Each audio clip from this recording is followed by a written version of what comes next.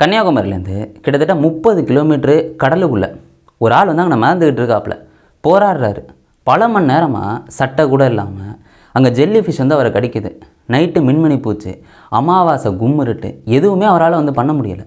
போராடிக்கிட்டு இருக்கார் உயிருக்காக. அவர் நீச்சல் அடித்து போனாலும் மறுபடியும் அலை வந்து தள்ளிக்கிட்டே வருது. எப்படா உயிர் பழைக்க போகிறோம், என்ன பண்ண போகிறோம் அப்படின்னு வந்து யோசிக்கிறாரு. இப்படியே 26 மணி நேரம் போகுது.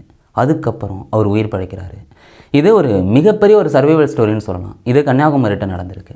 அதை தான் உங்கள்கிட்ட சொல்ல போகிறேன். எல்லாருக்கும் வணக்கம், நான் தான் பாலாஜி பேசுகிறேன். இது வந்து எப்படி சொல்கிறதுனா, சிவமுருகன் அப்படின்னு சொல்லப்போகிற ஒரு 35 வயசான ஆளுங்க.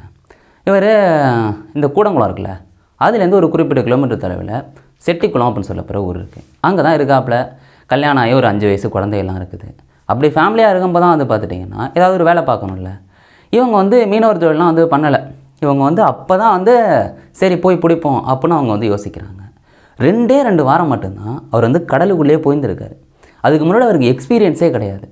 இப்படிப்பட்ட ஆள் தன்னோட ஃப்ரெண்ட்ஸோட ஒரு 15 பேரோட கடலுக்குள்ளே வந்து போகிறாரு. அப்போ தான் இந்த கொடூரமான சம்பவம் நடக்குது. இந்த சம்பவம் நடக்கிறது செப்டம்பர் மாதங்க. அன்றைக்கி வந்து என்றைக்குன்னா செப்டம்பர் 20ஆம் தேதி. அன்றைக்கி விடிய காலம் ஒரு 2 மணி இருக்கும். அப்போ எந்திரிச்சு ரெடியாகி செட்டிக்குளத்துலேருந்து ட்ராவல் பண்ணி சின்னமுட்டம் அப்படின்னு சொல்லப்போகிற துறைமுகத்துக்கு போகிறாங்க. இங்கே இருந்தால் இவங்க கடலுக்குள்ளே போகிறாங்க. மொத்தம் 16 பேர் இருக்காங்க. இந்த சிவமுருகன் அப்படின்னு சொல்லப்படுற இவங்களோட தம்பி, அப்புறம் மிச்சம் ஒரு 14 பேர். இவங்க போட்லேருந்து போய்கிட்டு இருக்காங்க கடலுக்குள்ளே. இப்படி காலையிலே போனால் தானே வந்து மீன்லாம் அதிகம் பிடிக்க முடியும். இப்படி ட்ராவல் பண்ணி போகிறாங்க. போய் அவங்க நினச்சபடி மீன்லாம் பிடிக்கிறாங்க. எந்த பிரச்சனையும் கிடையாது.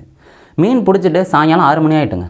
சாயங்காலம் 6 மணிக்கு நம்ம கிளம்புனாதான்ப்பா கரெக்டாக டயத்துக்கு போகலான்னு வந்துக்கிட்டே இருக்காங்க. இப்படி வரும்போது ஒரு 2 மணி நேரம் ஆகிடுதுங்க. மணி வந்து 8 மணி இருக்கும் நைட்டு. அப்போ தான் இவர் வந்து சரி ஓகே சிறுநீர் கழிப்போம் அப்படின்னு போட்டுக்கு மேலே வராரு.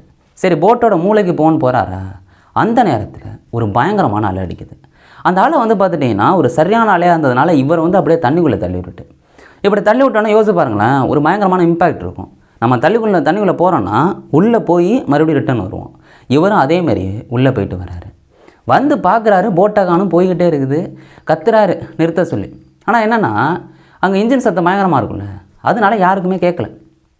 ஒரு 15 நிமிஷம் கழித்து எங்கடா அவர் யூரின் போனவர் காணுமே அப்படின்னு அவரோட தம்பி தேடிக்கிட்டு மேலே வராரு. வந்து பார்த்தா காணும். இவருக்கு வந்து பதட்டம் கொடுக்க ஆரம்பிச்சிட்டு, சரி ஓகே 15 நிமிஷத்துக்கு முன்னாடி போட் எங்கே இருந்திருக்கும், ஜிபிஎஸில் செக் பண்ணுவான்னு ஜிபிஎஸை வச்சுக்கிட்டு மறுபடியும் ரிட்டன் வந்து போகிறாங்க. அங்கே போய் பார்த்தா அவரை காணும். அவர் எங்கே போனாருன்னு கேட்டிங்கன்னா அலை அடிச்சுட்டு போய் 2 கிலோமீட்டர் தொலைவில் வச்சுட்டு. அதனால் என்ன பண்ணுறதுனே அவங்களுக்கு தெரியல. அங்கே நம்ம மட்டும் தேடிக்கிட்டே இருக்காங்க, கிடைக்கவே இல்லை. சரி ஓகே நம்ம இங்கே நின்றுக்கிட்டு இருந்தால் ஆகாது, நம்ம கரைக்கு போவோன்னு அவங்க கரைக்கு போகிறாங்க. கரைக்கு போகிறத அவர் வந்து பார்த்து பதட்டம் அடைஞ்சிக்கிட்டு இருக்காரு. ஏன் கரைக்கு போகிறாங்கன்னா இந்த போட்டில் அந்தளவுக்கு தான் ஃபியூல் இருக்குது. இங்கே நின்றுக்கிட்டு சுற்றிக்கிட்டு இருந்தாங்கன்னா ஃபியூல் முடிஞ்சிடும், அப்புறம் இவங்களும் மாட்டிக்குவாங்க. அதனால் கரைக்கு போய் மற்ற மீனவர்கள்ட்ட இன்ஃபார்ம் பண்ணிவிட்டு மரைன் ஆஃபீஸர்கிட்ட இன்ஃபார்ம் பண்ணுறாங்க. குளச்சல் மரைன் ஆஃபீஸர்ஸு, அப்புறம் இந்த மீனவர்கள் நிறையா பேர் போட்டில் வந்து வராங்க.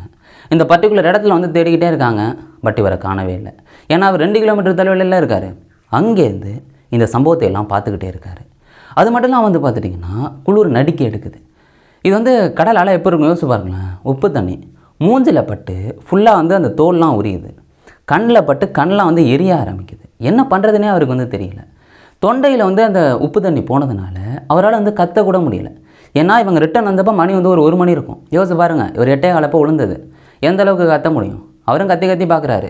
அமாவாசை கும்மிருட்டுன்னு சொன்னேன். யோசிச்சு பாருங்கள், பக்கத்தில் இருக்கவங்க கூட தெரிய மாட்டாங்க. அந்த இருட்டில் அவர் கை காமிக்கிறாரு, ஒன்றுமே வந்து தெரியாமல் போயிட்டு. அங்கே வந்து சில மணி நேரம் தேடிக்கிட்டே இருக்காங்க அந்த ஆஃபீஸர்ஸு, அந்த மீனவர்கள்லாம். சரி ஓகே இனிமே இவர் உயிர் பழிச்சிருக்க வாய்ப்பே இல்லை, தென்கடலில் விழுந்தவர் கண்டிப்பாக இறந்து தான் போயிருப்பாருன்னு முடிவு பண்ணிவிட்டு எல்லாரும் போகிறாங்க. இவர் பார்க்குறவருக்கு எப்படி இருக்கும்?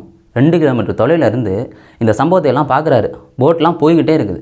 இவருக்கு வந்து பதட்டம் தாங்கலை. சரி ஓகே பொழுது விடியட்டுன்னு அவர் அப்படியே வந்து மறந்துக்கிட்டு இருக்காரு. இப்படி நேரங்கள் போகுது. இங்கே வீட்டுக்கு போன அந்த தம்பி வந்து இது மாதிரி வந்து இனிமேல் அண்ணனை காப்பாற்ற முடியாது, அவங்க இறந்து போயிருப்பாங்கன்னு சொல்கிறாங்க. வீட்டில் வந்து இனிமேல் உடல் கூட கிடைக்க போகிறது இல்லைன்னு அழுதுகிட்டு இருக்காங்க. ஆனால் இந்த நேரத்தில் இவர் போராடிக்கிட்டு இருக்காரு. பொழுது விடியுது, சூரியன் வந்து உதிக்குது. இப்போ இவருக்கு ஒரு மிகப்பெரிய ஹோப்பு, எப்படியாவது நம்ம நீந்தி 30 கிலோமீட்டர் வந்து கடந்துடலான்னு இவர் யோசிக்கிறாரு. நீந்த ஆரம்பிக்கிறாரு. ஆனால் அவர் நினச்ச மாதிரி அது இல்லை. ஏன்னா நீந்த கடல் அலை இருக்குல்ல, அது ரிட்டன் கொண்டாந்து விட்டுக்கிட்டே இருக்குது. இவரால் முடியலை. இவர் ஒரு திசையில் போகணுன்னு நினச்சா அது ஒரு திசையில் கொண்டு போய் விடுது.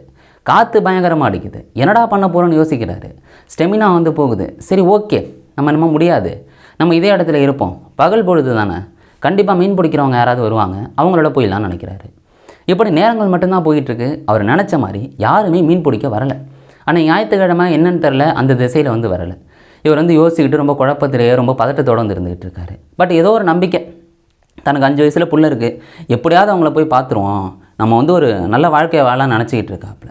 அந்த ஹோப்பில் மட்டுமே இருக்கார். பனியனெல்லாம் கலட்டி எறிஞ்சிட்டாரு. ஏன்னா வெயிட்டை குறைச்சாதான் நம்ம மிதக்க முடியும்னு பனியனை கலட்டுறாரு. இந்த நேரத்தில் தான் ஜெல்லி ஃபிஷ் வந்து பார்த்துட்டிங்கன்னா உடம்பு ஃபுல்லாக வந்து கடிக்க ஆரம்பிக்குது. அவங்களோட மீனவ நண்பர்கள் வந்து சொல்லியிருக்காங்க, ஜெல்லி ஃபிஷ் வந்து உடலோட ஒட்டிக்குமா, அப்படி ஒட்டிக்கிட்டு வந்து தொலை கூட வந்து போடுமா. சரி ஓகே, இது ரொம்ப ஆபத்தானது அப்படின்னு அதை ஒன்று ஒன்றா வந்து எடுக்கிறாங்க. நைட் நேரத்தில் மின்மினி பூச்சிலேருந்து பல விஷயங்களை பார்த்துக்கிட்டே இருக்கார். யோசிச்சு பாருங்கள், நைட்லேருந்து அவர் சாப்பிடவே இல்லை, சும்மா காலையும் கையும் அசிக்கிட்டு மறந்துக்கிட்டு இருக்காப்புல. ஒரு மனுஷனுக்கு மனதளவில் எப்படி இருக்குன்னு யோசிச்சு பாருங்களேன்.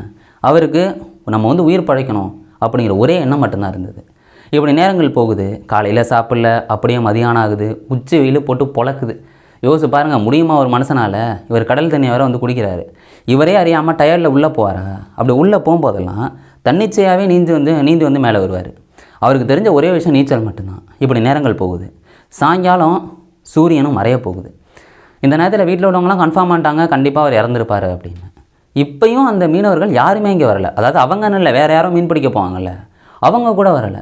என்னடா நடக்குதுன்னு இவருக்கு வந்து பதட்டம் தாங்கலை. இனிமேல் நம்ம உயிர் படைக்க போகிறது கிடையாது. நம்மளோட ஃப்ரெண்ட்ஸ் எல்லாம் சொல்லியிருக்காங்க, தென்கடலில் விழுந்தா கண்டிப்பாக வந்து இறந்து தான் போவாங்கன்னு சொல்லியிருக்காங்க. சரி ஓகே, நம்மளால் நம்ம எதுவும் பண்ண முடியாது அப்படின்னு மன தைரியத்தையும் விடுறாரு. உடம்பு வந்து தளர்ந்து போயிடுது, எதுவுமே பண்ண முடியலை அவரால்.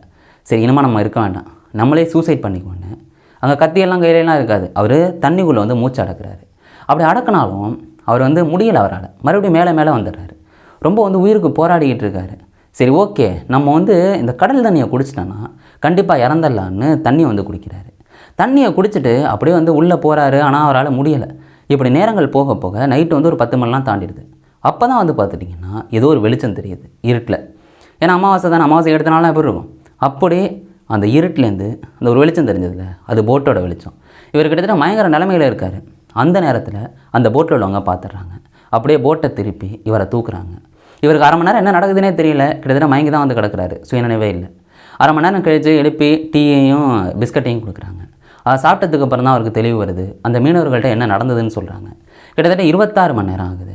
அப்புறம் மீன்லாம் பிடிச்சிட்டு அன்றைக்கி விடிய காலம் தான் கொண்டாந்து கரையில் விடுறாங்க. அப்புறம் அங்கே கரையில் உள்ள மீனவர்கள்லாம் ஆச்சரியப்படுறாங்க, எப்படிங்க 26 மணி நேரம் ஒருத்தங்க மிதந்துக்கிட்டே இருக்க முடியும் அப்படின்னு. ஹாஸ்பிட்டலுக்கு கொண்டு போய் ட்ரீட்மெண்ட்லாம் நடக்குது. அதுக்கப்புறம் அங்கே உள்ள ஒட்டுமொத்த ஏரியாவும் இதை பற்றி தான் பேசுகிறாங்க. அந்தளவுக்கு எல்லோரும் வந்து எப்பா கடல் தாயே கொடுத்த ஒரு வரம் அப்படின்ட்டு வந்து பல பேர் பேச ஆரம்பித்தாங்க. ஏன்னா தென்கடலில் அந்தளவுக்கு வந்து அலை இருக்கும். அதோட வந்து குளிர் வந்து நடுக்க எடுத்துருங்க, காலெலாம் வந்து மரத்து போயிடும், ஒன்றுமே பண்ண முடியாது. அப்படிப்பட்ட இடத்துல 26 மணி நேரம், அதாவது ஒரு நாள் முழுசாக தாண்டி ஒருத்தர் கடலில் உயிரோடு இருந்திருக்காருன்னா அதெல்லாம் வாய்ப்பே இல்லாத ஒரு விஷயந்தான்.